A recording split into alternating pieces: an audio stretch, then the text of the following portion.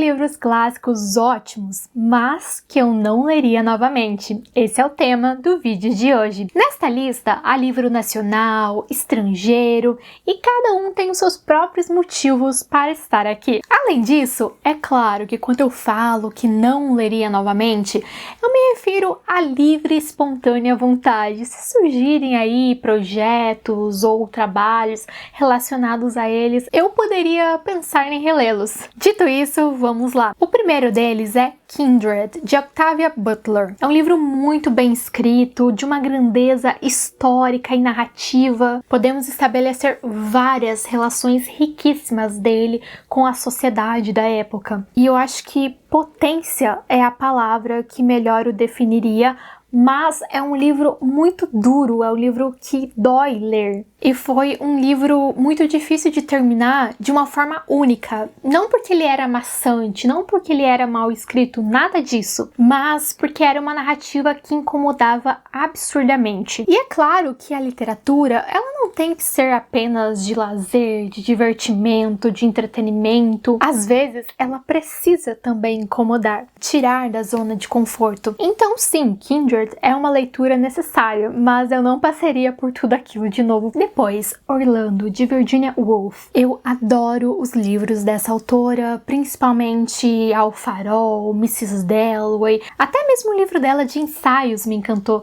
que foi na verdade o primeiro livro que eu li dela, que se chamava Profissões para Mulheres, que era um livro bem curtinho que trazia alguns ensaios, mas Orlando foi uma leitura tão prolixa, confusa. Eu gastei muito tempo relendo algumas partes que eu havia acabado de ler, porque eu não queria aceitar que algumas coisas não faziam tanto sentido assim. E ele não é um livro tão curto, então eu gastei um tempão, parece que eu fiquei anos naquele livro. Eu tenho uma questão muito própria dos fãs e dos estudiosos de literatura policial, que é a seguinte: queremos respostas. É como se cada livro tivesse lá o seu mistério, nós temos que desvendá-lo de uma forma mais metafórica, pensando realmente no entendimento, na compreensão da narrativa. Por isso, vocês já podem imaginar que eu não sou muito fã também de poesia. Eu gosto mais de uma leitura mais realista, mais direta, não sou tão fã de subjetividades.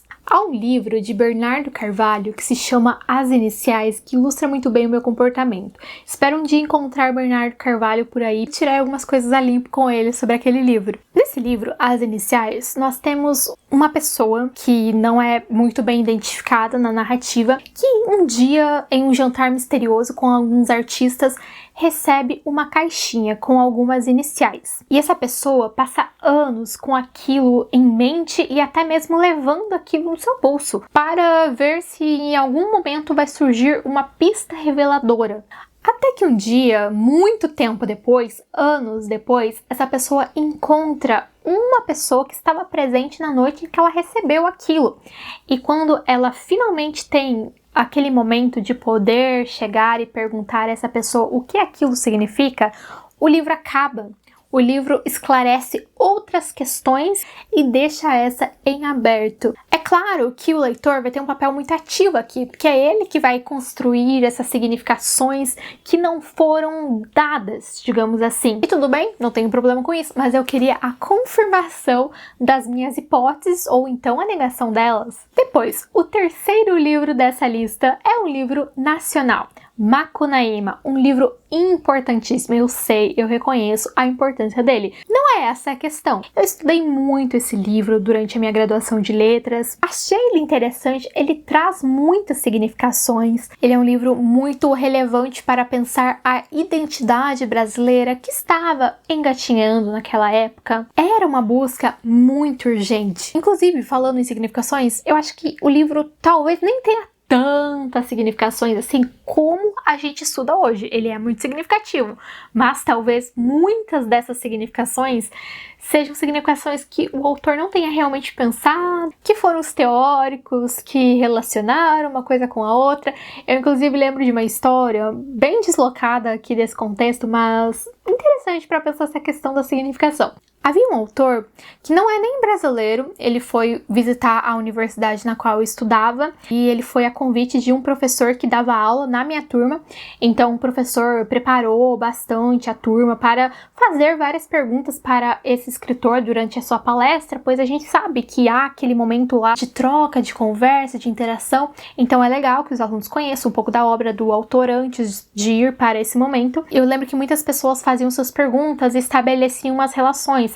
Ah, porque nesse trecho você relacionou tal coisa com essa, que significa isso, que significa aquilo. E eu sei que no final da palestra ele comentou que ele ficou abismado com o quanto de coisas os alunos haviam mencionado, haviam conectado e que ele nunca nem havia pensado. Ou seja, a grandiosidade desse livro vai muito além dele, sabe? Há toda essa questão das relações que foram estabelecidas posteriormente a ele. Não generalizo, obviamente, é claro que muitas coisas fazem sentido, mas às vezes a galera exagera um pouco nas ligações. E eu acho que isso me irritou um pouco nesse livro. E mais uma vez, tal qual Orlando, Macunaíma também é um livro de acontecimentos muito aleatórios. Agora, os dois últimos livros desta lista, por sua vez, são livros que eu amei ler, no entanto foram extremamente tristes, muito marcantes, então eu ainda tenho eles muito vivos na memória, mas eu achei a leitura deles assim, de uma tristeza indescritível. Em primeiro lugar, estou falando de Vidas Secas, de Graciliano Ramos. Quem já leu o livro já deve imaginar qual é o capítulo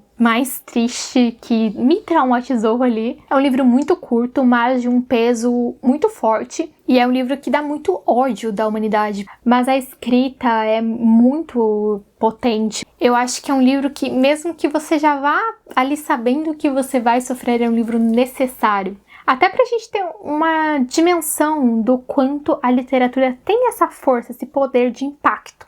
E de forma semelhante, foi o livro O 15, de Raquel de Queiroz, outro livro cuja realidade é bastante dura e você vai se envolvendo naquela narrativa tão incômoda, mas é novamente de uma escrita impecável. Então, em uma escala de qual livro eu realmente não queria ler de novo, eu acho que eu colocaria em primeiro lugar Kindred, em segundo lugar Orlando, em terceiro lugar Macunaíma, e aí os outros dois eu até releria, mas assim, em situações muito específicas, caso eles fujam da minha memória um dia. Mas como eu disse, às vezes a literatura precisa ser incômoda, então não precisamos levar essa lista aí ao pé da letra. E esses dois últimos livros seriam aí também recomendações do que ler se você ainda não leu. É isso por hoje, curtam o vídeo se gostaram e vejo vocês na próxima.